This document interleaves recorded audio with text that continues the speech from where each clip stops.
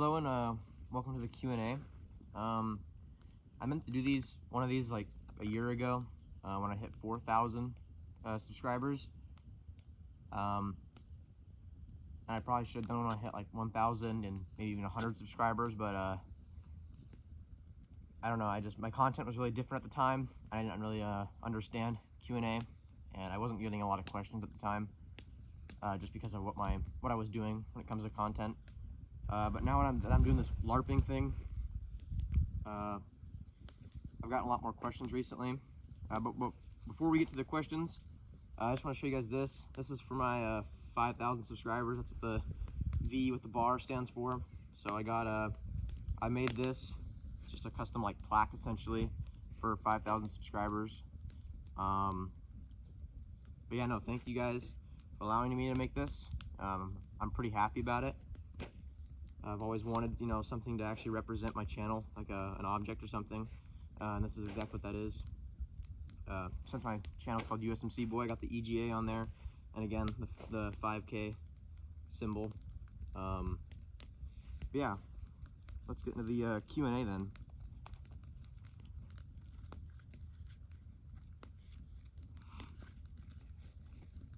Alright, the first question is from Fiskars Productions. And he asks, if you don't have land, how would you go about LARPing or training? In my opinion, when it comes to LARPing without land, I think you should maybe not focus on the actual LARPing aspect, and I think you should focus on the doctrine and fitness aspect. Like go into the gym all the time, or just, it's not illegal to wear a rucksack or something and walk around town. You just can't have a weapon system with you, and you probably shouldn't carry like certain knives or anything because it's, people might take it as an act of violence or something. But yeah, I think you should just go to the gym. You should go on any ruck marches or just do a lot of hiking, camping, just maybe pay for a membership at a club or any like public space where you're allowed to go camping. I think you should take advantage of that, and just focus on the doctrine, the survival, and the fitness aspect. I myself, I'm not super fit or anything. I'm just really skinny, which allows me to do these kind of things. But I mean, if you struggle staying at whatever weight you want, whether it be, you're trying to gain weight or trying to lose weight, I think just focusing on the actual fitness and doctrine aspect can easily allow you to do that still without, having to go outside and still do the whole LARPing thing. And depending on where you live, if you live in town, it's not illegal to have a gun. You just have to go to a gun range. So do some flat range stuff, but when you can, go camping and just do the whole survival and doctrine aspect. And airsoft, I've also heard personally, I'd agree, because I also play airsoft. Works pretty well, and that's just because you're still shooting at people. You have to move around. So if you get really good at the whole doctrine when it comes to camouflage, tactics, and different things like that, I think airsoft can translate into that as well. Panster asks, what's your opinion on bigger sized LARPing events? Bigger LARPing events like Milsums, or like the LARP tube events that I've seen before, I think they're good. I think the LARP tube is really good. Milsums are really good when it comes to LARPing, but the only problem is Milsums are usually based off of conventional militaries, while obviously LARPing, you're not a conventional force. You're an irregular force. You're using unconventional warfare to your advantage. So when it comes to Milsums, I think one should avoid maybe being with the larger group. Like, make yourself stick out by maybe like you and a few buddies, just, I don't know, going and using unconventional tactics to fight. And if you stay in a smaller group with just you and your buddies, I think the unconventional aspect will work a lot better, again, just because you're a smaller force. But Milsim events, there's hundreds of people there, so when you're just in this huge crowd, that's not really realistic when it comes to LARPing, because not everybody in the US is going to immediately just be able to pick up a rifle in their kit, because not everybody has a rifle in a kit. So you need to, stick to your small group of buddies. And if you're with your buddies, it's gonna build trust. Obviously without consequences such as like death, obviously, because you're at an airsoft event instead. But I think the milsims are great if you take advantage of the events in the right way by staying in a smaller group and using the unconventional and irregular tactics. But for the whole like LARP tube events, like I've seen like Sky Toxel and all of them go on, I think those are really great events as long as you have somebody there that's actually knowledgeable teaching you when it comes to like medical skills, tactics, weapon skills, camouflage skills, and patrolling skills, stuff like that. As long as there's actually somebody like an instructor teaching you to do it the right way, you're not just Googling it and everybody has their opinions and strategies. Like nobody's been in combat, nobody's actually gone to the military and studied these things for, years upon years. So you don't actually know, right? You're just based off of what you've read from other opinion-based posts and websites. This is the answer. Challenger asks, what would you pack for a longer or shorter sustainment in your ruck? My ruck, I have packed, it's pretty simple actually, in my opinion. When it comes to packing your ruck, you need to focus on what do you actually need.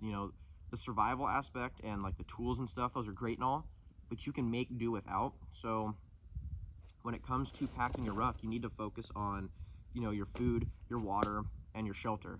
So you need to have enough layers and something for a decent shelter. You need to have enough food to last you, and you need to have some basic tools, which your weapon, like a knife or your weapon system, is more than enough. But you need to have a tool to for hunting, right? If you plan on staying out there for a really long time.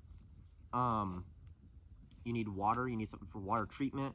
You need maybe a handbook, because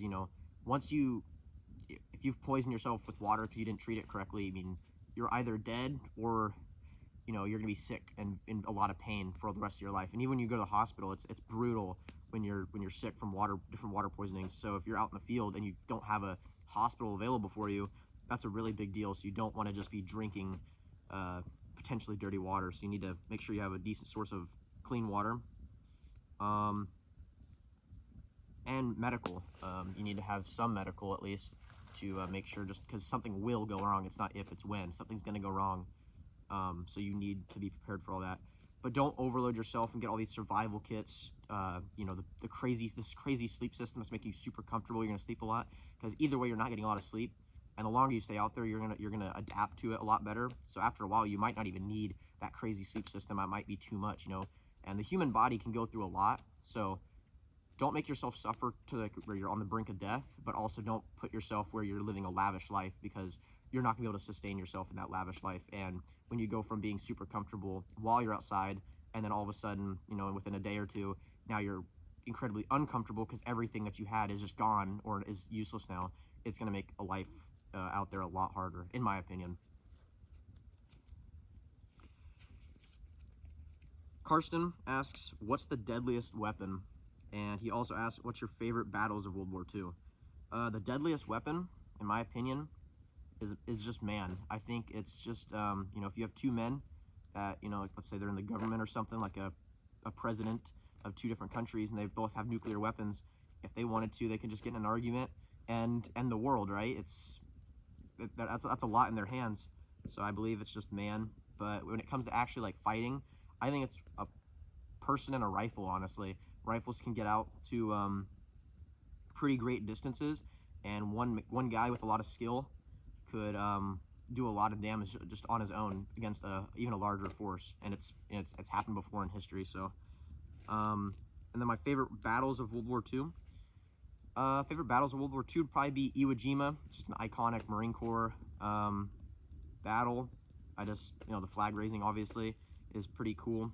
Stalingrad, the crazy stuff that happened in Stalingrad was wild for both sides. That was an insane and really deadly battle. And the Normandy landing, that was just a crazy amphibious assault and battle, and that was just, that made history that in one day, right? So that was pretty neat. That's pretty neat to me. Gavin asks, What's your future plans for that viewers can expect? Some future plans. I plan on doing a rifle video pretty soon, I think. Maybe some more airsoft videos coming up. But right now, since it's winter, not a lot of airsoft. But once spring hits, there'll definitely be more. And I also plan on doing maybe some more gear videos. I plan on maybe going over my rucksack. I need to go over my LBV again because I've changed some things on it. Do some maybe gear reviews like these gaiters I bought. I might do a review on them because I love them and they're literally indestructible pretty much. And I've only had them for a year now and I've put them through some stuff already. So and then I might just make like some other like tips and tricks, like some different ways to jerry rig things on your kit, and just things I've learned along the way. Maybe even some opinion-based stuff off of some other people I know, like what they say. And I'd also like to do some more live streams out here just for fun. That last time got me some decent views. I just tried that out. I've seen some other YouTubers doing that, like some Firewatch kind of stuff, and it seems fun. It's pretty chill. As long as I can build a larger fan base for that, like the live stream stuff, I think it'll be a lot of fun just to hang out and to be able to talk to people. And each time I do one of those live streams, it'll kind of be like its own Q&A, but obviously it's live, and a lot more discussions can easily happen between individuals directly. Twins M16 RU, how do you plan on holding your grenades? So Twins actually commented that on one of my LBV shorts, and I already responded to him, but I wanted to actually add this because obviously as a civilian I'm not going to have frags and stuff available, but I still if I were in a situation where I could get my hands on some, you know, after something bad has already happened, we're already fighting, and that's awesome, but I still need to make sure I can hold on to those, you know, like put them on my person somehow, or if I have smoke grenades, which are great tools, especially when in an unconventional setting, from being able to maneuver easily while also being concealed quickly. Smoke grenades are really great for that. So originally my idea was just hopefully kind of strap them on somewhere, or put them in an assault pack or my rucksack, or put them in like these side pouches on my pants. But for the most part, I actually changed my dump pouch out for this Molly sustainment pouch, and it's huge. I literally carried, I think, like 4 logs of firewood in here today and a bunch of sticks just for this fire, and I carried it all in here, so there's plenty of room. So I probably will just put them in here, honestly, or again, like I said, on the side pockets, so they're easily accessible. But yeah, for the most part, grenades are kind of like not something I really use, obviously, right now as a civilian, because I can't.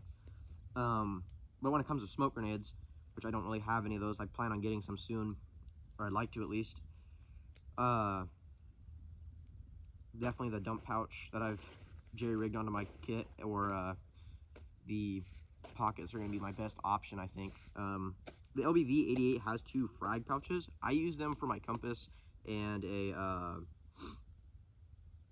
multi-tool, but they're pretty small. I have I 3D printed an M67 replica, and I'm gonna be honest, they don't really fit in these pockets at all. I think the lemon grenade, I don't even know what it's called, the lemon grenade might have been more popular during the 80s, but I don't know that for sure. The M67 might have been a thing. I don't really know, honestly. But the M67 replica that I 3D printed does not fit in here very well. I mean, it does. It would be a pain in the butt to get out, especially when it's metal. It's going to catch on. After a while, everything gets fringed, you know, it's going to get worn out, because this LBV is like brand new still, pretty much. It's only like a year or 2, no, 2 or 3 years old. So it's not really worn out yet, but yeah, no, the frags do not come out. I mean, I imagine I could stretch them out pretty decently maybe, but the frags don't stay in there, so I just stick to pockets and dump pouches. But yeah, that concludes the Q&A. If you're wondering, if you ever have any more questions, I have a Discord in my bio on my YouTube channel. I can also post it on the in the description or in the comments once I upload this video. But yeah, if you ever have questions or like want to chat or show me things, you know, or just get in contact with other people that are on my channel, maybe that I've mentioned before, it's usually all on my Discord. We also play like video games and stuff when we have time on there. Like occasionally, like we'll play like War Thunder. Some people will play VR. I play VR every so often. Not very much anymore, but I used to. So yeah, if you ever wanted to like hang out or do something, I have a Discord, and that's where a lot of these questions came from. Two of them, or no, one of them came from YouTube, but the rest came from the Discord. So you can talk to all kinds of people there. Fisker's Productions is in my Discord, and he's got some friends that also join, and they're really not knowledgeable. They've actually been doing this longer than me, so they're gonna know a lot more than me, or they're gonna have a better second opinion maybe. So yeah, I would, if you want to, hit those guys up or hit me up on Discord or something. We can chat. I can show you different things. But yeah, so I hope you guys enjoyed the Q&A. I really wish I had done one of these when I hit 1,000 subscribers, maybe 4,000 subscribers instead of 5,000.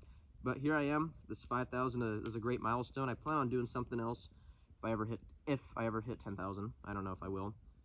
But yeah, no, thank you guys so much for letting me hit 5,000. This is pretty great. I'm going to enjoy an MRE now with this lovely fire by my side. So thank you guys for watching.